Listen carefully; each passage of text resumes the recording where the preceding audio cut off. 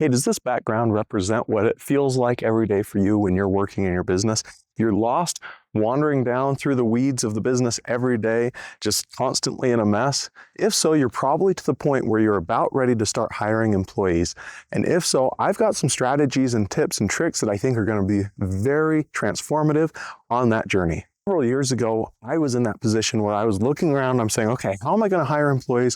What should they do? How do I make sure it works? And one of the big misconceptions that I thought was when I hire an employee, they have to do the operations. For some reason, that was the first thought, is I had to hire someone that does operations. And that's almost always where business owners immediately go, is they think, okay, I've got to hire someone that can do all the operations so I can quit doing that and I can move on to other things. The other area that business owners will often go to if they're scared of it is the sales. And they'll be like, I need to hire someone that does sales full time. They're going to take care of it all. Well, there's a couple of pitfalls, either one of those routes. And there's a third route that most people don't know about, but it is the best. So first, let's talk about the pitfalls. If you go out to hire someone that does operations and you bring them on full time, here's the most common phrase that I hear, and I said it myself, is, ooh, money's going to be super tight if I hire someone else to do all the fulfillment, because there's enough work to keep me busy, but there's not enough work to pay for all of my expense and for their expense and to keep them full-time busy.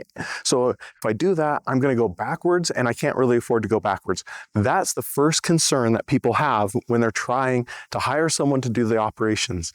Now, we'll get back to that in just a second, but let's go over to the sales side and talk about that.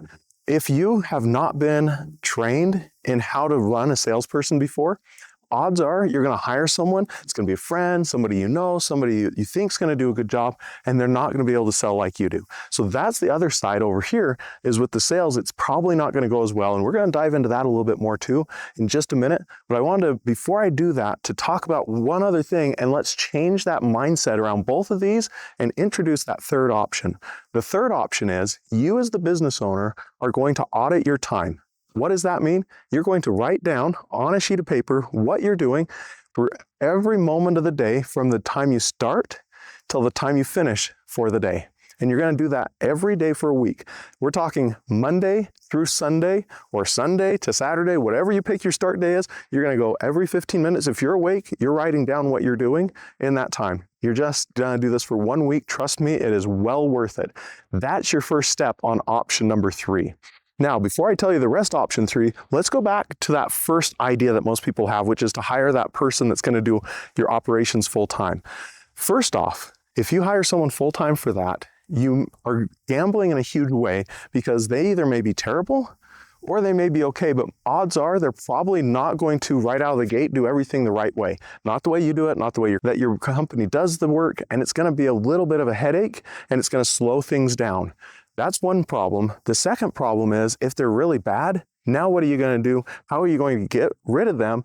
Ensure your customers don't kind of fade away or get mad or leave bad reviews. So there's a ton of risk hiring that first person for the first time. So before we do that for a full-time operations person, we've got to go through and analyze whether or not you should even hire them. And that's where the time audit comes back. So if you look at your time, you're going to be able to kind of block it out and say, oh, okay, I actually spent an hour and a half scrolling social media. Holy cow, that was a ton of time. Okay, well, is there a better way of using that time? Then you're going to look and you're going to say, oh, wow, I actually am spending 30 hours a week doing prospecting and sales and only 10 hours a week on fulfillment.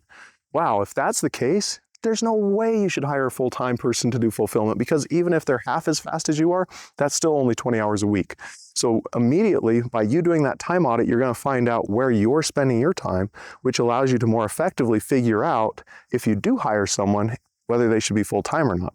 Now, that's the first piece, is whether they should be full-time. The second is, what is it they should be doing? I would propose, if you've never hired anyone before, don't hire full-time operations. Don't hire a full-time salesperson. Instead, hire a part-time person. So you're going to go back to that time audit and you're going to say, what are the main functions I'm doing?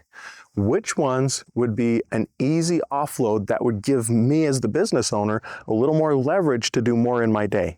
And it may not be that they're going to do sales, or maybe they're not going to do operations. Maybe all they're going to do is be a virtual assistant that comes in and looks through your emails first and moves all the junk out and answers some of the easy ones, and then comes to you and says, here's the 5 that you need to do as the business owner.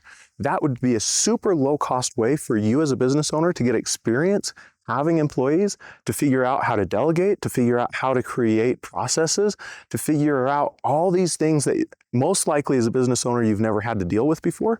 And it's going to give you a safe area where if you does fail, they were only 10 hours a week anyway.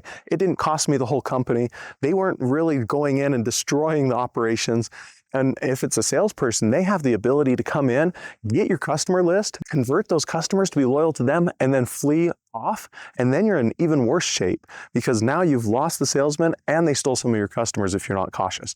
So I recommend find something small, bring someone in to help you with one of these small tasks, ensure it's something that if it doesn't go great right out of the gate, it's not going to destroy everything. But what it does is it starts giving you some leverage so that as you've made that hire, it's easier to make the next hire. You're better at writing processes, you're better at managing people, you're better at making sure that things go the way they should.